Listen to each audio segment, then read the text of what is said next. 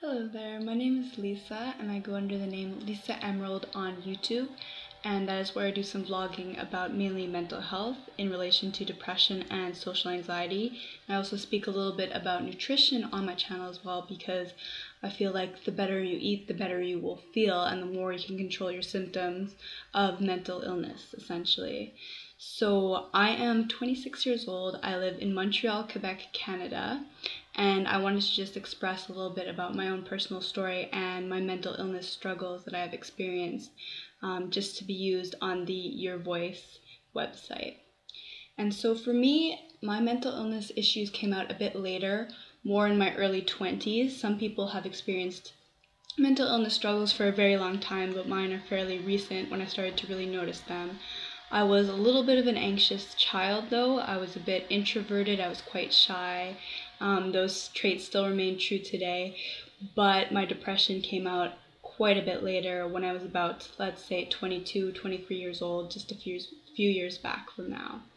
And so what happened is my mental illness came out when there's a bad divorce in my family. So I truly believe that I experienced a pretty strong trigger event, and that's what led to more depressive symptoms. And at that point, I could basically go through a list of the symptoms of depression and check off pretty much everything on there. At that time, I was having trouble sleeping. I was sleeping too much. I was either eating too much or too little. I lost interest in a lot of things that I enjoyed. And I had a little bit of extreme behavior. Let's say I was going through a bit of a phase back then, just doing anything to feel more emotions, because I was very numb at that point. I was having trouble feeling things for other people, even more so for myself. I didn't seem to care, and I didn't even realize I was depressed at the time, but it became more and more apparent over time that that is what was happening to me, and I was falling into a deep depression due to the divorce in the family that really rocked my world and affected me negatively, ultimately.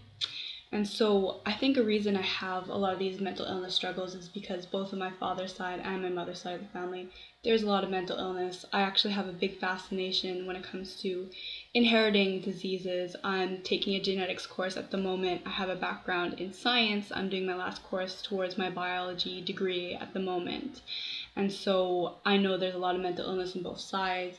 Bipolar disorder runs in my family, depression runs in my family, OCD behaviors, social anxiety, generalized anxiety. There's a whole gamut of different things. And so it made sense when those things started to come out. And as I fell into a depression, I got worse and worse. And basically what happened is that I isolated myself, and that isolation caused me to have more anxieties towards people. So I grew into kind of a socially anxious state. And that's when I discovered the YouTube community, basically. I did a video about social anxiety. I didn't realize there was a whole community out there. So for any of you watching this and want a support group, also YouTube has a very big support group when it comes to social anxiety, and it's a good thing to check out. So it's really cool to know there's other people going through similar things. So what happened is I was in a deep depression. I dropped out of school. I was struggling a lot. And then finally I decided that I needed to get help. I was drinking too much. I was doing some drugs. I just wasn't myself anymore. I wasn't the good student I used to be. I wasn't happy, and I wanted to make a change. And so I started seeing a therapist for a whole year, and that changed my life, honestly. It made me change my perspective on things and pick myself up. I decided to decline any kind of pharmaceutical medications, and instead I decided to try out St. John's wort, which has been working well for me, and take a combination of different supplements to help me boost my mood. I exercise more, I changed my nutrition, and I've been keeping my symptoms more or less in check, or at least a lot better than they used to be. I'm in a loving and fulfilling relationship. I have good friendships, and I do socialize. I try and bring myself out of my shell, challenge myself, and really do the best that I can to control my mental illness.